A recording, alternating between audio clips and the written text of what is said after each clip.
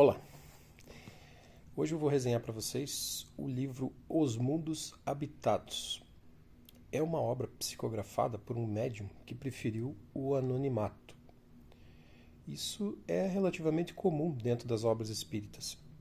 São almas que percebem que a identificação pode prejudicar a divulgação, né? E eles não querem vincular o objeto psicográfico nem a figura do médium e evitar a idolatria, esse tipo de coisa, né?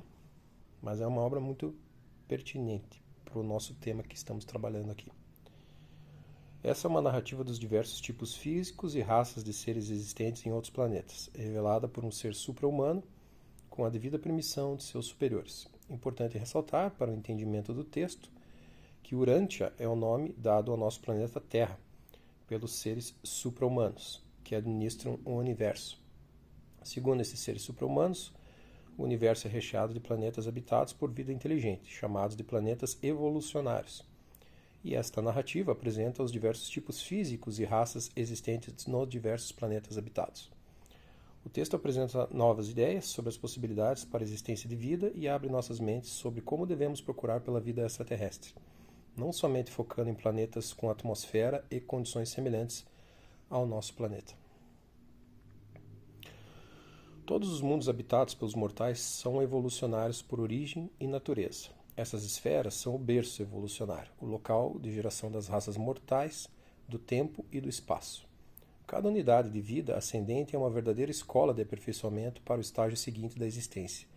E isso é verdadeiro sobre todos os estágios da ascensão progressiva do homem ao paraíso. Tão verdadeiro para a experiência mortal inicial em um planeta evolucionário, quanto é verdadeiro para a escola final dos Melquisedeques, na sede central do universo. Uma escola que só é frequentada pelos mortais ascendentes um pouco antes de seu translado para o regime do superuniverso, quando eles alcançam o primeiro estágio da existência espiritual. Todos os mundos habitados são basicamente agrupados para a administração celeste nos sistemas locais, e cada um desses sistemas locais é limitado a cerca de 1000 mundos evolucionários. Essa limitação é feita por um decreto dos anciões dos dias e diz respeito aos verdadeiros planetas evolucionários, onde estejam vivendo mortais com status de sobrevivência. Nem os mundos estabelecidos finalmente em luz e vida, nem os planetas nos estágios pré-humanos do desenvolvimento da vida pertencem a esse grupo. Satânia, em si mesmo, é um sistema inacabado, que contém apenas 619 mundos habitados. Tais planetas são enumerados em série, de acordo com seu registro como mundos habitados por criaturas de vontade. Assim, foi dado a Urantia, a Terra, o número 606 de Satânia, no qual o longo processo da vida evolucionária culminou com o aparecimento de seres humanos. Existem 36 planetas não habitados, aproximando-se do estágio em que serão dotados pela vida, e vários outros estão agora ficando prontos para os portadores da vida. Há aproximadamente 200 esferas que estão evoluindo de modo a ficarem prontas para a implementação da vida dentro dos próximos milhões de anos. Nem todos os planetas são adequados para abrigar a vida mortal. Os pequenos, que têm uma velocidade de rotação elevada em torno do próprio eixo, são totalmente inadequados como habitat para a vida. Em vários sistemas físicos de Satânia, os planetas que giram em volta do Sol central são grandes demais para serem habitados. A sua grande massa ocasiona uma gravidade opressiva. Muitas dessas esferas enormes têm satélites, algumas vezes uma meia dúzia ou até mais, e essas duas, frequentemente, têm um tamanho muito próximo do de Urantia, de um modo tal que são quase ideais para serem habitadas. O mundo habitado mais antigo de Satânia, o mundo de número 1, é a Nova, um dos 44 satélites que giram em torno de um planeta escuro enorme, mas exposto à luz diferencial de 3 sóis vizinhos. A Nova está em um estágio avançado de civilização progressiva. Quando ele se refere aqui a mundos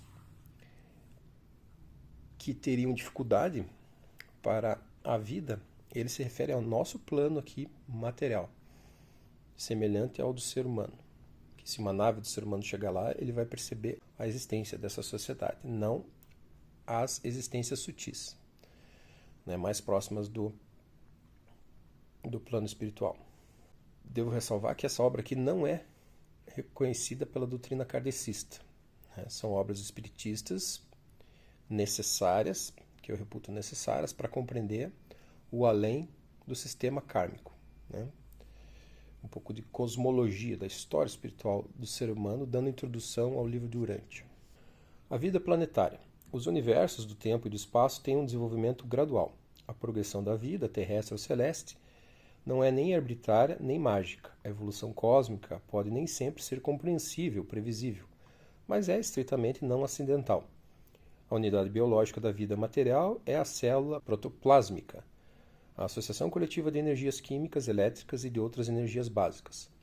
As fórmulas químicas diferem em cada sistema e a técnica de reprodução da célula viva é ligeiramente diferente em cada universo local. Mas os portadores da vida são sempre os catalisadores vivos que iniciam as reações primordiais da vida material. Eles são os estimuladores dos circuitos das energias da matéria viva. Todos os mundos de um sistema local apresentam um parentesco físico inequívoco. Contudo, cada planeta tem sua própria escala de vida. Não há dois mundos exatamente iguais nas suas dotações de vida vegetal e animal. Imagine a riqueza do universo, considerando esses planetas com vida. Mesmo estritamente nesse plano nosso aqui, dimensional nosso do homem. Essas variações planetárias nos tipos de vida do sistema resultam nas decisões dos portadores da vida. Todavia, esses seres não agem nem por capricho, nem por excentricidade. Os universos são conduzidos de acordo com a lei e a ordem. As leis de Nebadon são os mandatos divinos de Salvignon, e a ordem evolucionária da vida em Satânia está em consonância com o modelo evolucionário de Nebadon.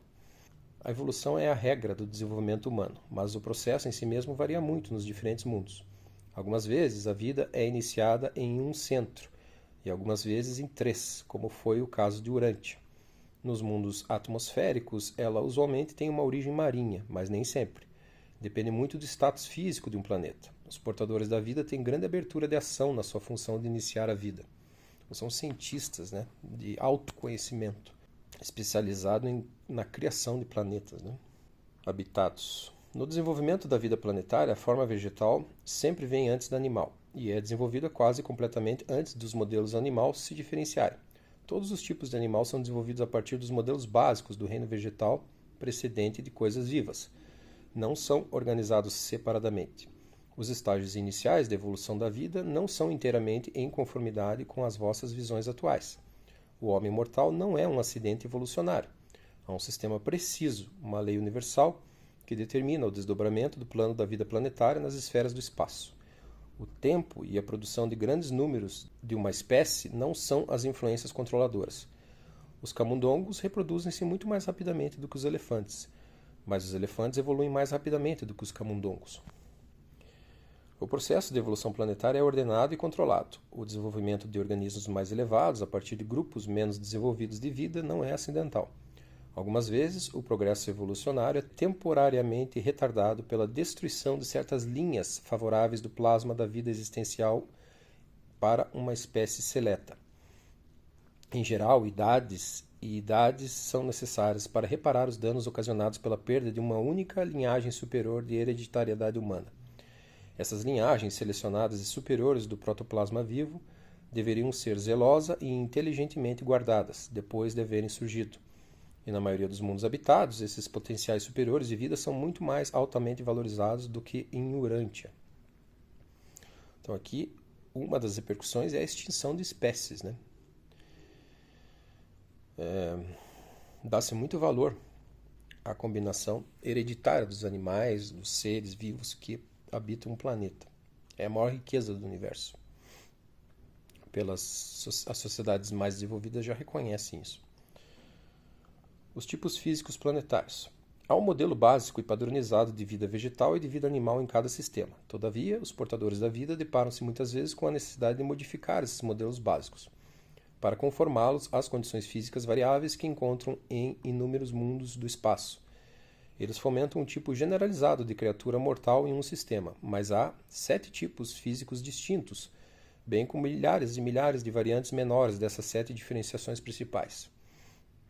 Há os tipos segundo a atmosfera, segundo os elementos, a gravidade, a temperatura, a eletricidade, a energia, e os tipos não denominados.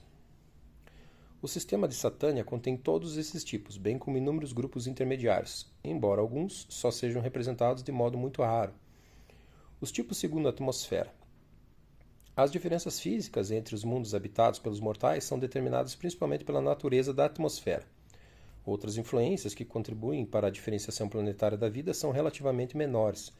O status atual da atmosfera de Urântia, do planeta Terra, é quase ideal para a manutenção do tipo de homem que respira. Mas é possível que o tipo humano seja tão modificado que possa viver tanto no tipo superatmosférico de planetas quanto no subatmosférico. Aqui, uma previsão, né? O que as alterações genéticas vão propiciar ao corpo dos astronautas ou daqueles que vão civilizar outros planetas, com atmosferas mais rarefeitas, né? Ou mais intensas. Tais modificações também se estendem à vida animal, que difere grandemente nas várias esferas habitadas. Há uma modificação muito grande nas ordens animais dos mundos subatmosféricos para os mundos superatmosféricos. Dos tipos atmosféricos em Satânia, cerca de 2,5% são subrespiradores, cerca de 5% são superrespiradores e cerca de mais de 91% são de respiradores intermediários, totalizando assim 98,5% dos mundos de Satânia. Os seres, como os das raças de Urântia, são classificados como respiradores intermediários. Vós representais a média, ou a ordem de existência mortal tipicamente respiratória. Se criaturas inteligentes devessem existir em um planeta com uma atmosfera semelhante à do vosso grande vizinho, Vênus, elas pertenceriam ao grupo superrespirador, enquanto as que habitassem um planeta com uma atmosfera tão rarefeita como a do vosso vizinho externo, Marte, seriam denominadas subrespiradoras. Se os mortais habitassem um planeta desprovido de ar, como a vossa Lua, pertenceriam à ordem separada dos não-respiradores. Esse tipo representa um ajuste radical ou extremo ao meio ambiente planetário e é considerado separadamente. Os não-respiradores completam aquele 1,5% restante dos mundos de Satânia. Lembrando que aqui estamos dentro da faixa de seres com a conformação tipicamente humana, né? De respirador, não respirador, subrespirador, superrespirador. Os tipos segundo os elementos. Essa diferenciação tem a ver com a relação dos mortais com a água, o ar e a terra. E há 4 espécies distintas de vida inteligente no que diz respeito a esses habitats. As raças de Urântia são de ordem terrena. É totalmente impossível para vós imaginar o meio ambiente que prevalece durante as idades iniciais de alguns mundos. Essas condições inusitadas requerem que a vida animal em evolução permaneça no seu berço de habitat marinho por períodos mais longos do que naqueles planetas que muito cedo proporcionam um meio ambiente hospitaleiro de terra e atmosfera. Por outro lado, em alguns mundos do tipo superrespiradores, quando o planeta não é muito grande, algumas vezes é oportuno prover um tipo de mortal que possa prontamente negociar a travessia da atmosfera. Esses navegadores aéreos algumas vezes surgem entre os grupos da água e da terra, e eles sempre vivem em uma certa medida no solo, finalmente transformando-se em terrestres. Em alguns mundos, contudo, durante idades, eles continuam a voar, até mesmo depois de haverem se transformado no tipo terrestre de seres. Ao mesmo tempo, é divertido e surpreendente observar a civilização primieva de raças primitivas de seres humanos tomando forma, em um caso, no ar e nas partes mais altas das árvores, e em outro, em meio às águas rasas de bacias tropicais protegidas, bem como no fundo, nas bordas e nas praias de jardins marinhos das raças do alvorecer dessas esferas extraordinárias. Mesmo em Urântia, houve uma longa idade durante a qual o homem primitivo preservou-se e desenvolveu a sua civilização primieva, vivendo a maior parte do tempo nos topos das árvores, como faziam os seus longínquos ancestrais arborícolas. E em Urântia, vós ainda tendes um grupo de pequenos mamíferos, a família dos morcegos, que são navegadores do ar, e as vossas focas e baleias de habitat marinho, também da ordem dos mamíferos. Em Satânia, 2 tipos segundo os elementos, 7% são da água, 10% do ar, 70% da terra e 13% combinam os tipos de terra e ar. Mas essas modificações das criaturas primitivas inteligentes não são nem peixes humanos nem pássaros humanos. São do tipo humano e pré-humano, nem superpeixes nem pássaros glorificados, mas nitidamente mortais. Os tipos segundo a gravidade. Pela modificação do projeto criativo, os seres inteligentes são criados de um modo tal que possam funcionar livremente, tanto em esferas menores quanto nas maiores do que Urântia, ficando assim, de certo modo, acomodados à gravidade nos planetas que não têm o tamanho e a densidade ideais. Os vários tipos planetários de mortais variam em altura, a média em Nebadon sendo um pouco abaixo de 2,10 metros. Alguns dos mundos maiores são povoados com seres que têm apenas 70 centímetros de altura. A estatura dos mortais varia desse mínimo, passando pelas médias de altura nos planetas de tamanho meridiano e chegando a 3 metros nas esferas habitadas menores. Em Satânia, existe apenas uma raça que tem menos de 1,20 m de altura. 20% dos mundos habitados de Satânia são povoados por mortais do tipo modificado de gravidade e que ocupam os planetas maiores e menores. Os tipos segundo a temperatura. É possível criar seres vivos que podem suportar temperaturas tanto mais altas quanto mais baixas do que os limites suportados pelas raças de Urântia. Há 5 ordens distintas de seres classificados pelo que se refere aos mecanismos de regulagem de temperatura. Nessa escala, as raças de Urântia são as de número 3. 30% dos mundos de Satânia são povoados por raças do tipo de temperatura modificada. 12% as faixas de temperatura mais alta, 18% as mais baixas, se comparadas com as raças urantianas, que funcionam no grupo das temperaturas intermediárias. Os tipos segundo a eletricidade. O comportamento elétrico, magnético e eletrônico nos mundos varia grandemente. Há 10 modelos de vida mortal variavelmente moldados para suportar a energia diferencial das esferas. Essas 10 variedades também reagem de forma ligeiramente diferente aos raios de poder químico da luz comum dos sóis.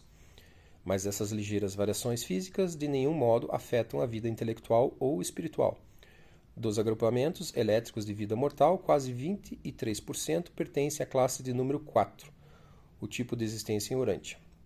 Esses tipos são distribuídos do modo seguinte: número 1, 1%, 2, 2%, 3, 5%, 4, 23%, 5, 27%, 6, 24%, 7, 8%, número 8, 5%, 9, 3%, 10, 2%, em percentagens inteiras. Os tipos segundo a energização. Nem todos os mundos são iguais na maneira de absorver a energia. Nem todos os mundos habitados têm um oceano atmosférico adequado à troca respiratória de gases, tal como ocorre em Urântia. Durante os estágios iniciais e finais de muitos planetas, os seres da vossa ordem, como são hoje, não podiam existir. E quando os fatores respiratórios de um planeta são muito elevados ou reduzidos, mas quando todos os outros pré-requisitos da vida inteligente estão adequados, os portadores da vida frequentemente estabelecem, nesses mundos, uma forma modificada de existência mortal. Seres que são aptos para efetuar as trocas no seu processo de vida diretamente por meio da energia da luz e da transmutação. Em primeira mão, do poder dos mestres controladores físicos. Há 6 tipos diferentes de nutrição para os animais e os mortais. Os subrespiradores empregam o primeiro tipo de nutrição, as espécies marinhas o segundo, os respiradores intermediários o terceiro tipo de nutrição, como em Urântia. Os superrespiradores empregam o quarto tipo de absorção de energia, enquanto os não respiradores utilizam a quinta ordem de nutrição de energia. A sexta técnica de energização serve apenas às criaturas intermediárias. Os tipos sem denominação. Há inúmeras variações físicas adicionais na vida planetária, mas todas essas diferenças são apenas uma questão de modificação anatômica, de diferenciação fisiológica e de ajustamento eletroquímico. Tais distinções não dizem respeito à vida intelectual nem à vida espiritual. O mundo dos não respiradores. A maioria dos planetas habitados é povoada pelo tipo respirador de seres inteligentes, mas há também ordens de mortais que são capazes de viver em mundos com pouco ou nenhum ar. Dos mundos habitados em Orvonton, esse tipo totaliza menos de 7%. Em Nebadon, essa porcentagem é inferior a 3%. Em toda a Satânia, há apenas 9 de tais mundos.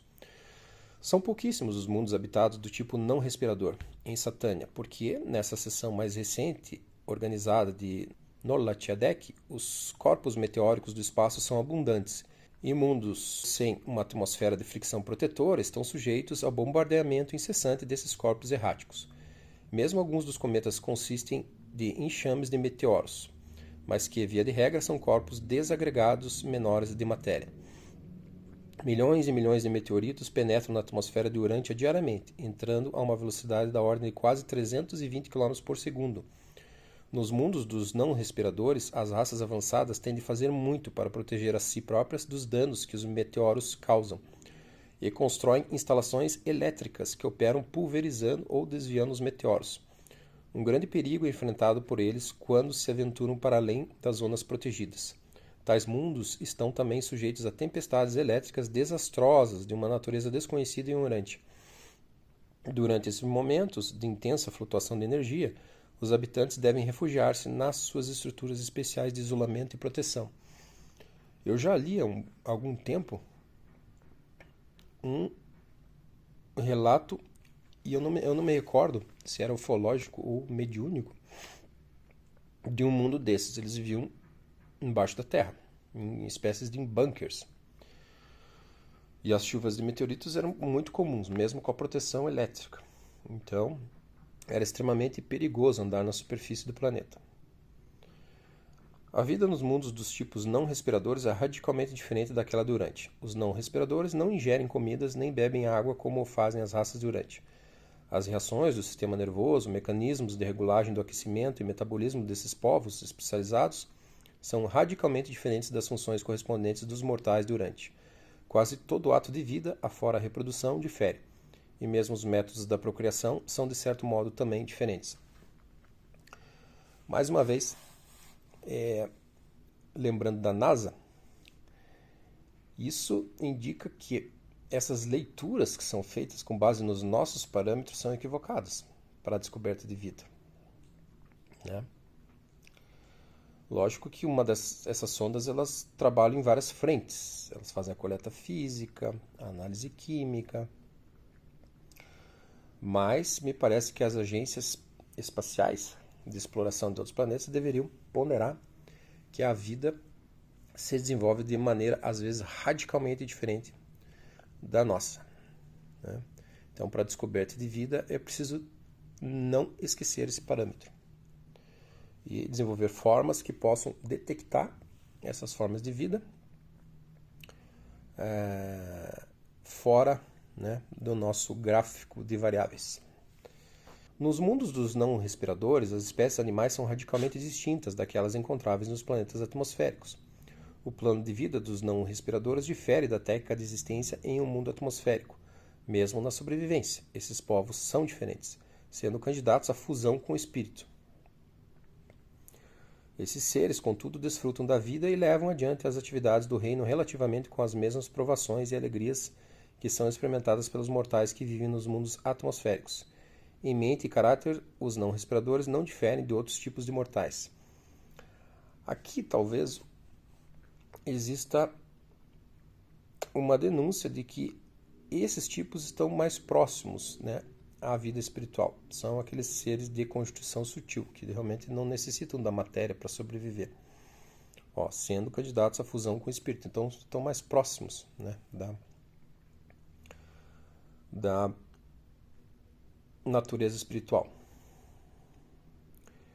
As criaturas volitivas evolucionárias, como aqui nessa galáxia ela ainda se constitui de mundos menos evoluídos, então por isso é mais rarefeita a existência dessas espécies.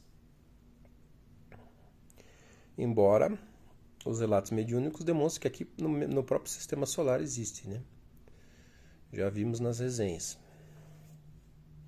Só que isso não vai ser detectado pelos instrumentos humanos, né? Então acaba se tornando irrelevante, pelo menos nesse momento histórico nosso de desenvolvimento. Há grandes diferenças entre os mortais dos diversos mundos, inclusive entre os que pertencem aos mesmos tipos intelectuais e físicos, mas todos os mortais com a dignidade da vontade são animais eretos, bípedes.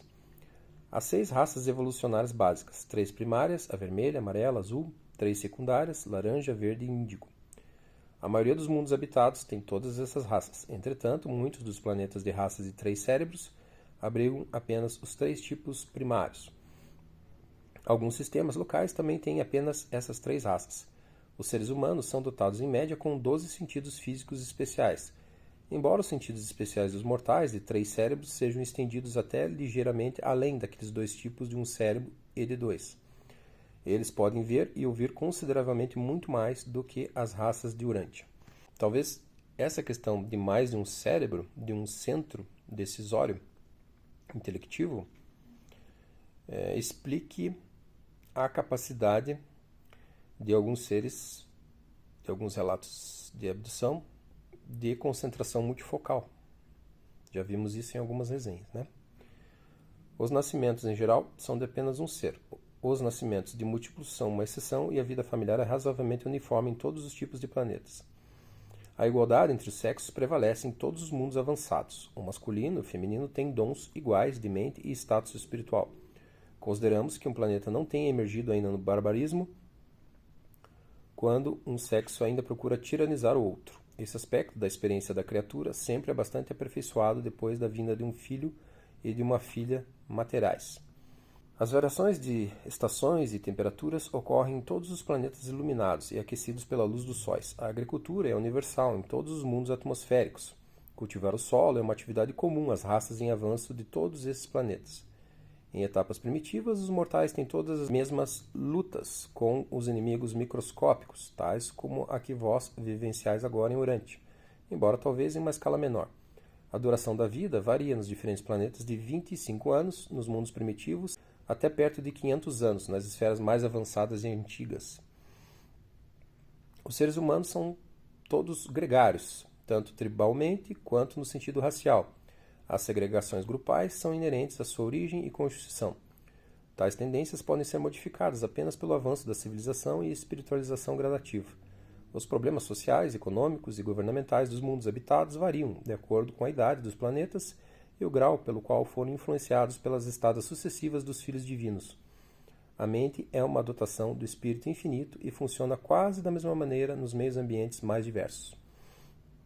As mentes dos mortais são afins, independentemente de certas diferenças estruturais e químicas que caracterizam as naturezas físicas das criaturas volitivas dos sistemas locais. A despeito das diferenças planetárias, pessoais ou físicas, a vida mental de todas as várias ordens de mortais é muito parecida, e as suas carreiras imediatas após a morte são bastante semelhantes. Mas a mente mortal, sem o espírito imortal, não pode sobreviver. A mente do homem é mortal, apenas o espírito outorgado é imortal. A sobrevivência depende da espiritualização por intermédio da ministração do ajustador, para o nascimento e a evolução da alma imortal, ou seja, no mínimo, é preciso que não tenha sido desenvolvida nenhuma espécie de antagonismo para com a missão do ajustador, que é a de efetuar a transformação espiritual da mente material. Esse conceito de ajustador vamos ver mais à frente.